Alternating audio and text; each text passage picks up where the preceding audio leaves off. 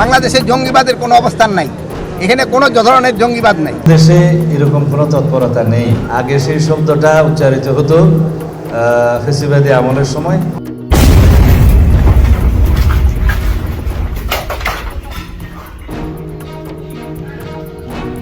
চব্বিশের 5 আগস্টের পট পরিবর্তনের পর অন্তর্বর্তী সরকার থেকে শুরু করে বর্তমান সরকার সবাই ধারাবাহিকভাবে বলে আসছিল দেশে কোনো জঙ্গি তৎপরতা নেই।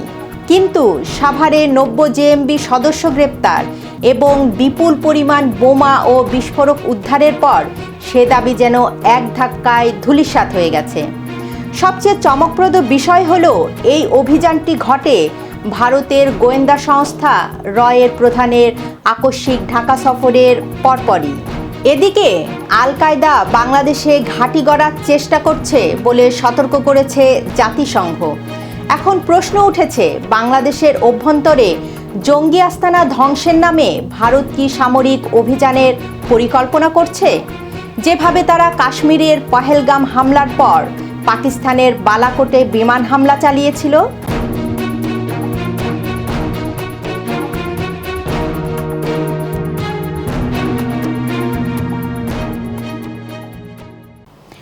চব্বিশের 5 আগস্টের পর কারাগার ভেঙে 79 জন জঙ্গি পালিয়ে যাওয়ার ঘটনার পর নিরাপত্তার শঙ্কা তৈরি হয়।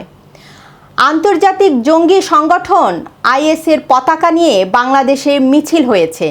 এমনকি মার্চ ফর খিলাফত ব্যানারে মিছিল করেছে নিষিদ্ধ ঘোষিত জঙ্গি সংগঠন হিজবুত তাহরির।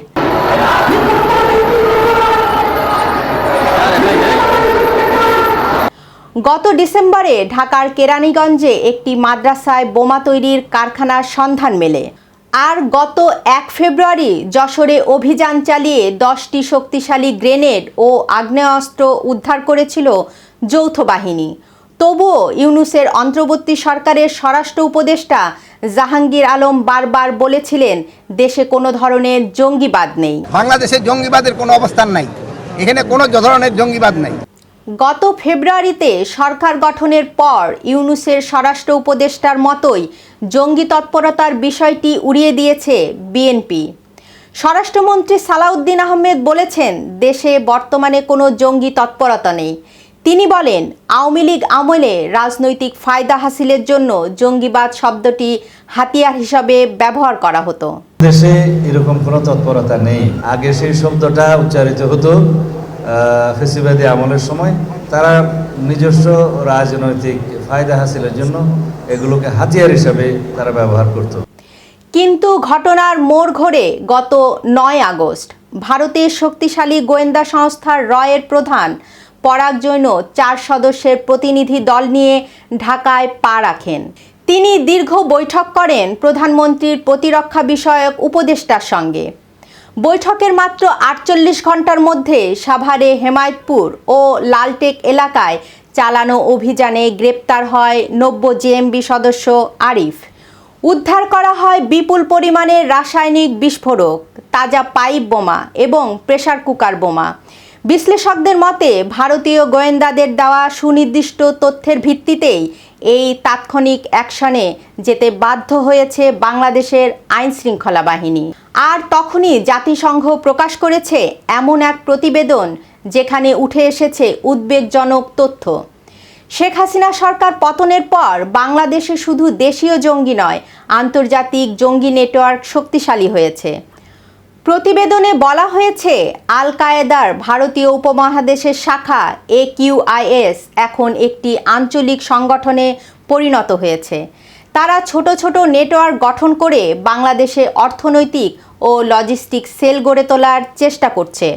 জাতিসংঘের রিপোর্টে ভারতের দিল্লির লালকেল্লা এলাকায় ঘটে যাওয়া বিস্ফোরণের পেছনেও এই জঙ্গিদের সংশ্লিষ্টতার কথা উল্লেখ করা হয়েছে।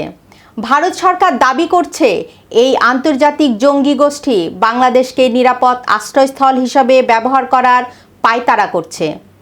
ইউনূস সরকারের সময় জঙ্গিদের তৎপরতা বৃদ্ধি পেয়েছিল। সে সময় পাকিস্তানের সেনা ও ISI কর্মকর্তাদের আনাগোনা বেড়েছিল। পূর্ব সীমান্ত দিয়ে ভারতের হামলার হুমকিও দিয়েছিল পাকিস্তান। এ নিয়ে ইউনূস সরকারের নিরাপত্তা উপদেষ্টার সঙ্গে দিল্লিতে বৈঠক করেছিলেন ভারতের জাতীয় নিরাপত্তা উপদেষ্টা অজিত দোভাল। তিনি তুলে ধরেছিলেন জঙ্গি নেটওয়ার্কের তালিকা, কিন্তু প্রতিশ্রুতি দিয়েও কোনো ব্যবস্থা নেননি ডক্টর ইউনূস। কিন্তু এবার আর ভুল করেনি ভারত।